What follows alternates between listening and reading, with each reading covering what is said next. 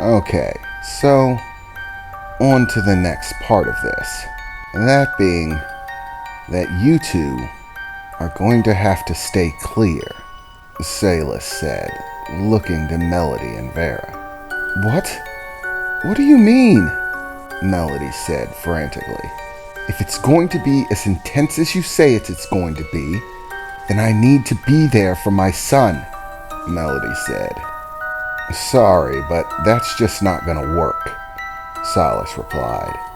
Look, as part of this whole training practice, I use the illusions that I produce, well, to psychologically dig in, to bring all their fears to bear. That often includes producing copies of the people that mean the most to him, the people that he's afraid of, things like that. And while I can take an educated guess at how your son might react to these doppelgangers that I'm going to be producing, I can't be certain. Not certain enough to bet your lives on it. Look, the last thing I need is for this kid to be undergoing his training and one of you wander in out of concern. Tell me, what happens if I'm producing an illusion of you trying to kill him? And yes, that is something that I'm planning on pulling out of my bag. Fear of betrayal is something he's going to have to deal with. And the most powerful symbols of that tend to be the people that you trust the most. So tell me, what if he becomes accustomed to attacking these duplicates, and then the real you walks in? What happens if he kills his own mother or grandmother? I don't even want to imagine the level of cruelty that kind of event in someone's life can inflict. For both your own safety as well as his, you need to stay clear. And it's going to get loud. Listen closely. Vera, Melody, Silas said seriously. No matter what happens, no matter what you hear, no matter what you're scared might be going on, do not, under any circumstances, leave and try to sneak a peek. It's for everyone's safety. And trust me, it's gonna get really rambunctious, let's call it. Your son's tough, stronger than he probably thinks he is, which means I'm gonna have to pull out some pretty big guns in order to push him to the limit, to reach the desired end, which means that there's gonna be loud stuff. Roars, screams, shouts, explosions, and crashing sounds. Things going off left and right. They're gonna make lots of noise, and that you might be real worried about. But listen closely. I don't care if you think the sky's falling. You stay out of it. And don't be worried. I'm good at what I do. Your kid's gonna be fine. Even if, for whatever reason, you're concerned that maybe some of those assassins might show up, or someone to grab your son and run. Trust me, I'm more than capable of dealing with it. I highly doubt that anyone with enough juice to take me down is gonna show up. So, regardless of what else happens, you are not to intervene. You are to stay here at the house. No matter what you hear, stay. No matter what you see in the distance, if you decide to go outside and take a look, you stay here. Do you understand? Salis asked. Vera simply rolled her eyes and scoffed. Ugh, fine. So be it. For a moment, Melody grit her teeth, out of sheer frustration. Okay, I'll stay. As long as it's what's best for him, then I'll stay put. But my son better not come to any harm. Do you understand me? Melody said. Yeah, I got you, concerned mother, Silas replied, waving his hand as if to say it was nothing at all. And trust me, I've done this a bunch of times. It'll be fine. And your son might come back a little beat up, but he'll live. After all, I am going to have to apply some heavy pressure. But trust me, I'm not going to do anything that'll kill him. He'll make it. Just fine and as well as can be expected. And then we can begin actual training. You know, starting to teach him skills and abilities. How to fight and whatnot. That's another question, Melody shouted. Why exactly are you doing this fear thing first? I mean, doesn't it make sense to train him first? Teach him how to fight and defend himself. No, actually that's worse, Silas replied. After receiving training, it only makes it all the more difficult to reach that point. That's actually the last thing he needs. Part of the reason the fear test comes first is because after he receives the training, it'll be much harder to attain that level. And if I can't achieve it without killing him, then it's kind of pointless to try. It needs to be the first thing, before his level of skill increases to a point at which I'd basically have to kill him in order to get him to the point he needs to be at to experience the fear of true death. It's pretty basic when you think about it. Melody sighed deeply. I really don't like the idea of any of this. It all just sounds so cruel. Is there some other way? Perhaps some magic that we could use? Maybe you could share what that sensation is like without all the training, the cruelty of it. I'm sorry, Silas replied, but I don't know of any magic that can do that. And even if it did, we'd be gambling the odds that the experience would have as much effect. My methods are proven, so it's not a gamble on whether they'll work or not. They will.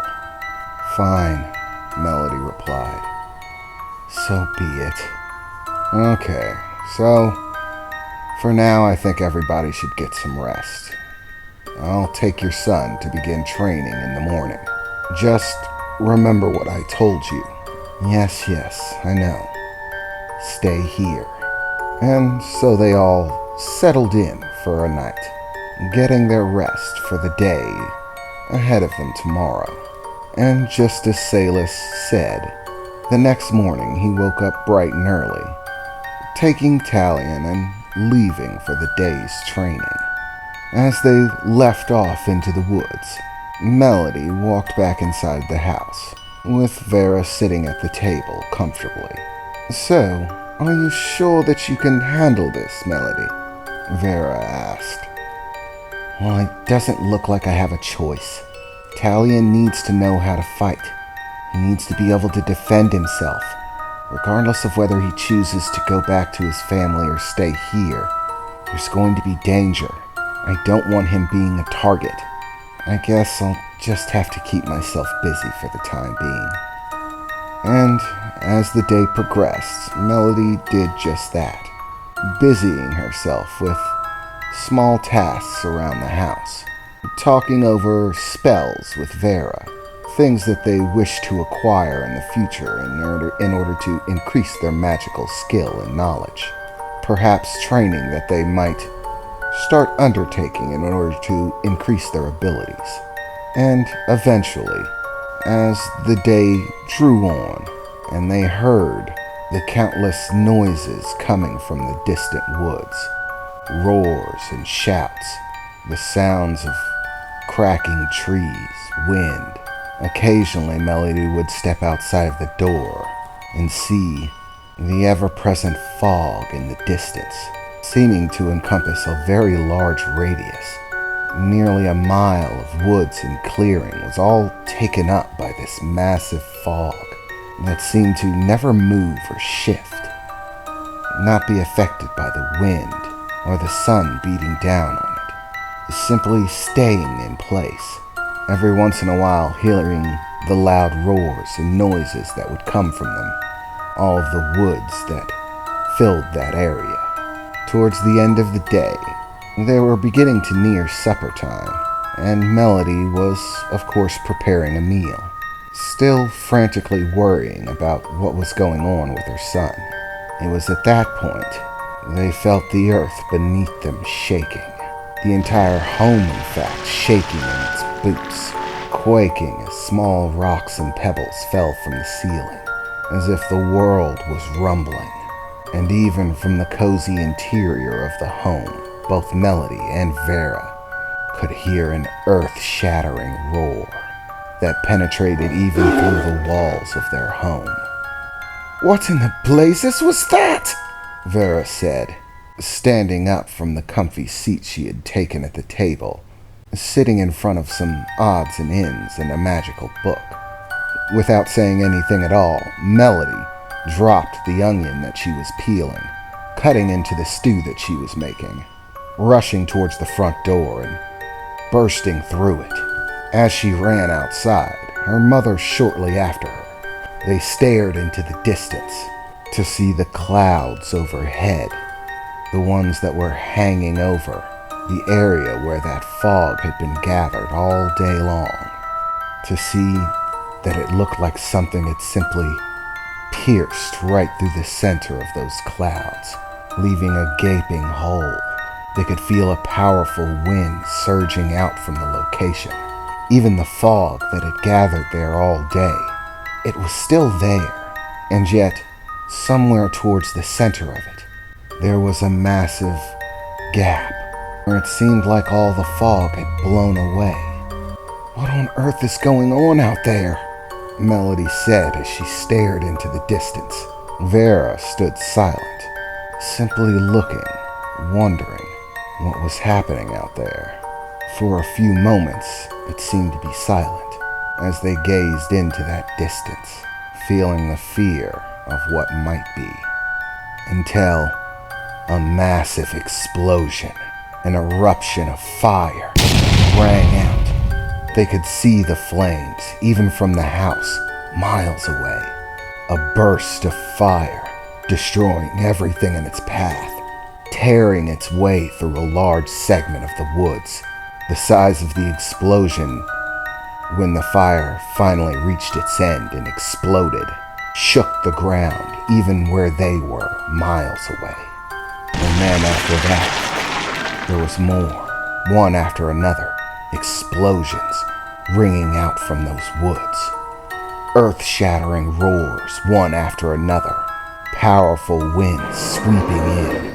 The fog that had hung around the area the entire day disappeared nearly altogether, and still they could hear the sound of smashing earth and falling trees, see the crushing explosions in the distance, seeming to set everything on fire. Lights emanating from the area that were blinding, and those bone-chilling roars ringing out. After a few minutes, no longer able to take it, Melody began to run towards the events. With a curling of her fingers, Vera teleported in a flash of black energy, appearing before Melody, right in between her and the events. "Melody, stop. Mother, get out of my way. Remember what he said. This is simply part of the training. You have to stay here. We can't get mixed up in it. Talion might accidentally hurt you. You don't want that to happen, do you? He seemed more than competent. I know this seems extraordinary to us, but for all we know, this level of power is necessary. Remember, he said Talion was strong. This could be normal for them. We don't know." "Mother, are you seriously telling me that you believe that's normal? Who knows what's going on out there? Talion could be in danger. Remember, he's with a high-level warrior, someone capable of dealing with even powerful demons. Remember, he's not in danger. You must stop being overprotective, Melody. Let the training take its course. I know it's hard, but remember, be strong. It's what's best for Talion." Finally, Melody gained composure of herself, still gritting her teeth, clenching her hands tightly and staring into the distance where the explosion still rang out. The sounds of roars billowed through the woods. "Fine," she said, still clenching her teeth in fists. She turned around angrily, stomping her way back to the home and slamming the door behind her. Vera took a deep breath. "Well," she said as she turned around, looking to the woods. "For Talian's sake, and for my melodies, I hope that I'm right," she said, as she turned back around and walked back inside of the house herself. For a short time after that, they still heard the commotion going on, but eventually it fell silent. The silence should have been comforting to them, but it only made Melody all the more concerned, more worried of why the silence had come. Why did it stop? Was Talion okay? She thought to herself. That buffoon better not be hurting my son. If anything happens to him, I'll kill him, she thought as she gently stirred the stew that she intended to serve for dinner. It was at that point that they heard a knock on the door. With no hesitation whatsoever, Melody stopped what she was doing immediately, rushing over and swinging open the door. And there, standing before her, was Salus, in a condition that looked, well, terrible. He was covered in scorch marks, his clothes burned in different places. He had large slash wounds across his left arm, and it simply dangled there, dripping blood. He looked as if he was struggling to breathe. Part of the clothing that he was wearing on his upper body had been a combination of torn and burnt away. It appeared as if he had large injuries, impacts, bruising on his ribs and chest, and he looked as if he was struggling to breathe normally. And there, slung under his right arm, was a very unconscious Talion. Not worrying about Salus at all, she quickly grabbed Talion from his grasp, pulling him into her arms. "Talion? Talion, can you hear me? Are you okay?" Talion, of course, gave no response, simply lying there limply. He appeared to be breathing just fine, and had a number of scrapes and bruises, but otherwise seemed to be healthy.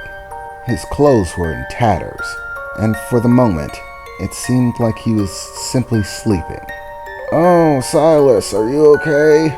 Those injuries look pretty bad," Salus said. "Oh no, don't worry. I'm fine," he said sarcastically as he managed to stumble his way in through the door past them. "Don't worry, the kid's fine," he said. "What in the blazes happened to you?" Vera said as she approached. "You look like you've been through a meat grinder." "Yeah, well, you could call it that." "Did the people looking for Talion show up? How did this happen?" "I was concerned about this. So that wasn't part of the normal training, was it? They showed up, didn't they?" No, they did not show up. If you're wondering what the hell happened to me, the culprit is over there laying in her arms." "What?" she said as she glanced over to Melody, cradling Talion gently. "What do you mean? There's no way. I thought you said you were strong. If you're not even strong enough to beat him when he's 10, how are you supposed to train him?" "Oh, don't you even start with me," Salus replied. "You have no idea. Everything was going so smoothly, just as planned. But it turns out that the kid, well, let's just say that he found out he had some tricks. Or, no, he probably still doesn't know about it. Let's just say a complicated situation arose, and I found out something new about dragons. Or maybe it's just your son, I don't know. But you could say he had a one-of-a-kind reaction, whether it's because of his dragon blood or the combination of what he inherited from both his parents. Well, maybe a little bit of both. Well, he surprised the hell out of even me. But as far as training goes, mission accomplished. He knows what it's like to stare death in the face.